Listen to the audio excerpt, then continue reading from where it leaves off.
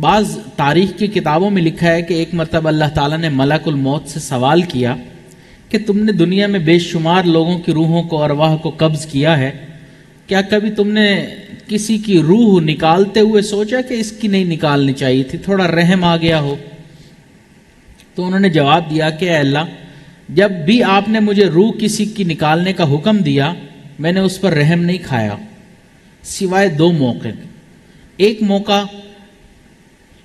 اگر وہ آپ کا حکم نہ ہوتا تو شاید میں کچھ موقع دے دیتا کہ اس انسان کو موقع دے دیا، تو دو موقع ایسے آئے۔ ایک موقع یہ تھا کہ ایک خاتون تھی جو سمندری طوفان میں پھنس گئی تھی اور وہ اس وقت پیٹ سے تھی، حاملہ تھی، اور وہ کشتی اس کی ڈوبنے والی تھی۔ عین اس لمحے میں اس نے بچے کو پیدا کیا، جنم دیا، اور آپ کی طرف سے حکم ہوا کہ اس عورت کی روح کو قبض کر لیا جائے۔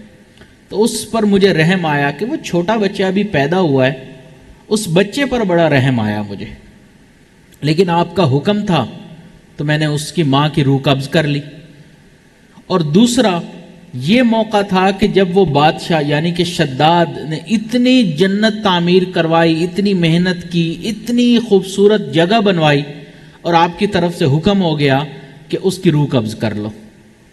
تو مجھے رحم آیا کہ انسان کے دل میں اگر رحم آتا ہے تو ان کے دل میں بھی آ گیا ہوگا۔ یہ ایک تاریخی روایت ہے، اگر کوئی کہے کہ جی ثابت نہیں ہے، اس سے کوئی مسئلہ ثابت نہیں کر رہے، بس ایک تاریخی روایت آپ کے سامنے پیش کر رہا ہوں۔